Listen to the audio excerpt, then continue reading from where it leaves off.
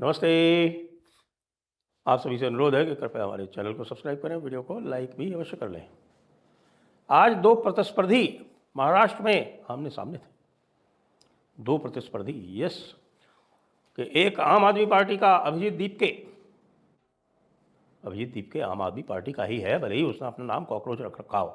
बहुत से आम आदमी पार्टी वालों ने अपना छद्मनाम कॉकरोच रख लिया है। तो यदि जहाँ पर भी सीजेपी कहा जाए उसको आप चाहें तो आम आदमी पार्टी पढ़ सकते हैं। तो अभिजीत दीपके जो है वो कई दिनों से एक ड्रामा चला रहे थे। आज उनके विरुद्ध सरकारी स्कूल के एक टीचर ने बाकायदे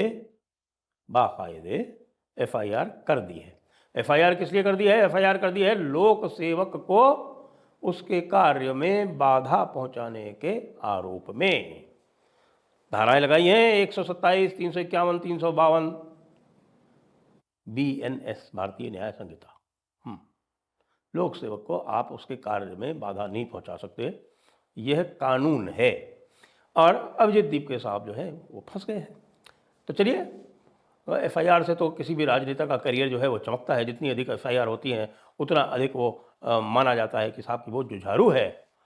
ऐसे चक्कर में कई बार जो है वो नेता लोग अपना करियर ख़राब करवा लेते हैं। एक हमारे यहाँ थे राजस्थान में नरेश मीणा जी, और उन्होंने जो है वो अपनी राजनीति चमकाने के लिए एक एसडीएम को झापड़ लगा दिया।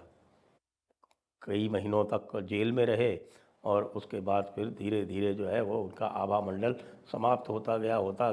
वो एक पुराने नेता जुझारू जो थे उनकी नकल करना चाह रहे थे, पता चला पूरी तरह से निपट गई उनकी राजनीति। दूसरी ओर जो दूसरे प्रतिस्पर्धी थे यानी कि राहुल गांधी जो है वो आप जानते हैं कि वो एंटरटेनमेंट इंडस्ट्री में उनका बड़ा रुतबा है। हालांकि एंटरटेनमेंट भी वो ठीक से नहीं कर रहे हैं आजकल, इसलिए आपको पता होगा पुणे में आज उन्होंने छात्रों की गूंज कार्यक्रम किया। अब ये छात्रों की गूंज कार्यक्रम पुणे वाला जो था वो होने से पहले ही विवादों में आ गया था। और विवादों में क्यों आया था? विवादों में इसलिए आया था कि साहब ये आरोप लगे कि वो इन्फ्लुएंसर्स को पैसा दे दे के वहाँ पे बुला रहे हैं।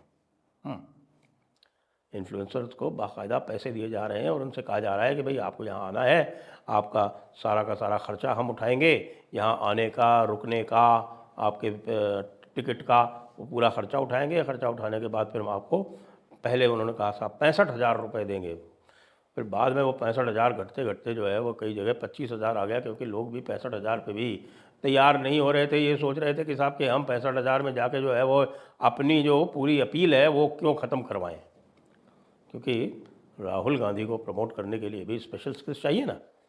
आज जैसे आज ही आप देख लीजिए आज उन्होंने कह दिया कि साहब पेट्रियार्की खत्म होनी चाहिए। और साहब मनुस्मृति में बड़ी पेट्रियार्की है।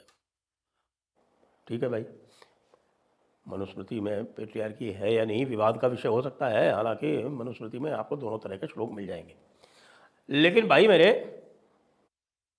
जरा इस्लाम की भी बात कर लेते, जरा कुरान की भी बात कर लेते, जरा हदीसों की भी बात कर लेते। उसमें तो साफ साफ लिखा है कि अक्ल जो है वो औरत की आधी होती है, गवाही जो औरत की है वो आधी होती है। और कुरान 2.223 वो क्या कहती है कि औरतें तुम्हारी खेती है और लेके हल जैसे चाहो वैसे खेत में जोतो। थोड़ा अनुवाद में हेर फेर हो सकता है, आशय यही है और मैंने कोट कर दिया, अल बकरा 223 2.223।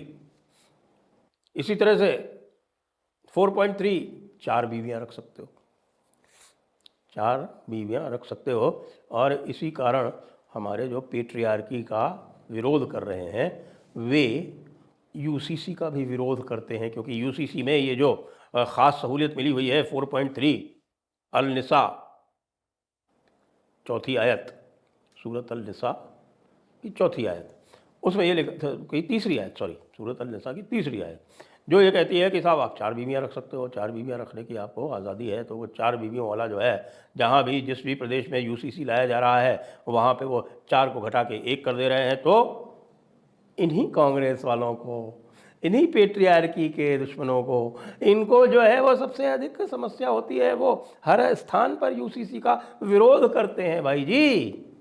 नेहरू जी ने भी किया था, अब उनके परनाती, परनाती कह लीजिए, हाँ यही होगा, क्योंकि वो उनके एक्चुअली उनके बाबा के नाना, अपने पिताजी के नाना थे ना वो, तो नाती के बेटे हैं मान लीजिए, नाती के बेटे क्या कहलाएंगे, परनाती ही कहलाएंगे। तो वो भी वही काम कर रहे हैं, वो कह गए थे कि भाई 4 बीवियाँ होनी चाहिए, क्यों नहीं, मुसलमान है आखिर, मुसलमान पेट्रियार्की नहीं करेगा तो कौन करेगा। बीवी को हिजाब में रहना चाहिए, बीवी क्यों, हर लड़की को हिजाब में रहना चाहिए भाई, 9 साल की उम्र से ही सबको हिजाब में रहना चाहिए। और उनके बगल में खड़ी हुई थी, और एक बिटिया जो थी वहाँ, वो कह रही थी कि साहब के देखिए हमको जो है स्कार्फ पहनने को कहा जाता है जब हम घर से बाहर निकलते हैं, वो बड़ी गलत बात है। बगल में वो खड़ी हुई थी पूरा लिबास पहन के, हिजाब लगा के बढ़िया वाला, कलरफुल, तो वो वाला हिजाब लगा के खड़ी हुई थी। तो उनकी तरफ जो है वो राहुल बाबा की नज़र बिल्कुल नहीं गई, दृष्टि नहीं गई, दृष्टिपात नहीं हुआ। फिर सबसे बढ़िया है कौन सी,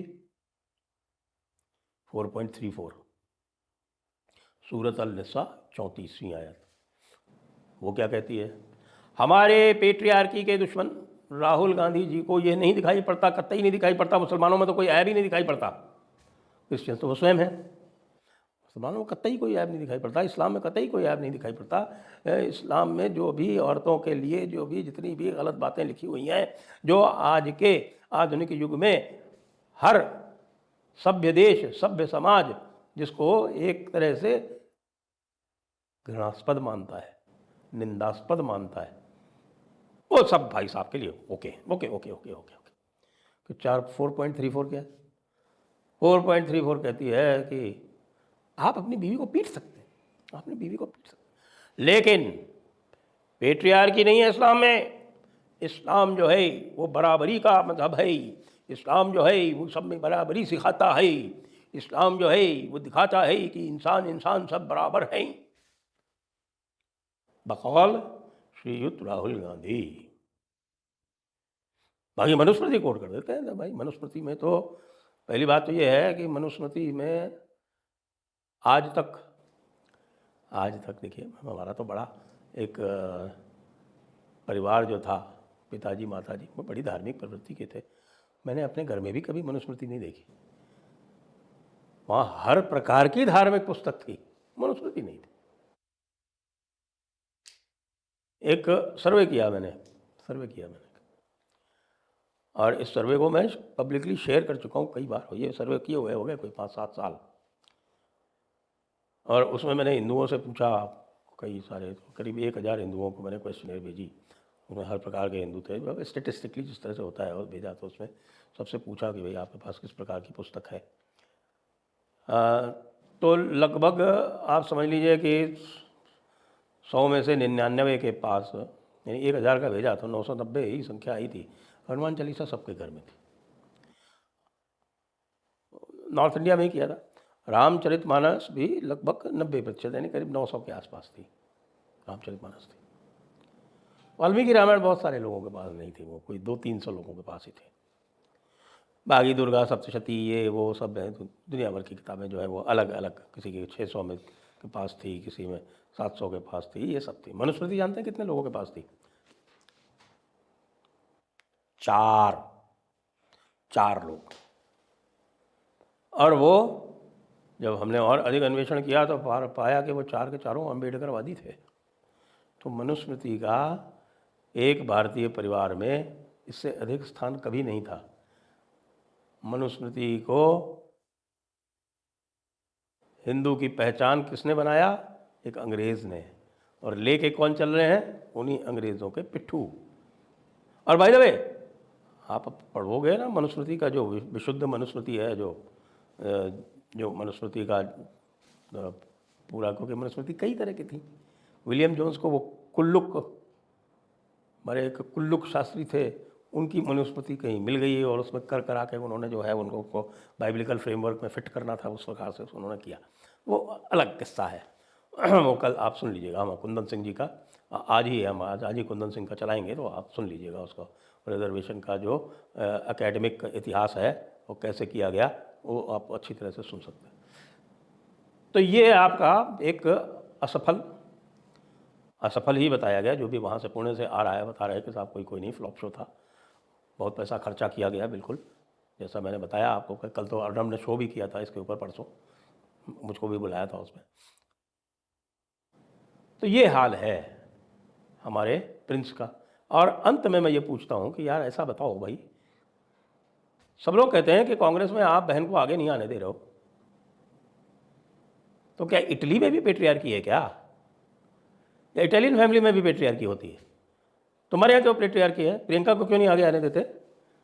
इतने ही बनते हो आप महिलाओं को स्वतंत्रता देने वाले, तो प्रियंका को आगे लाओ ना भैया। किस चीज़ की प्रतीक्षा में हो? जय हिंद, जय भारत, वंदे मातरम।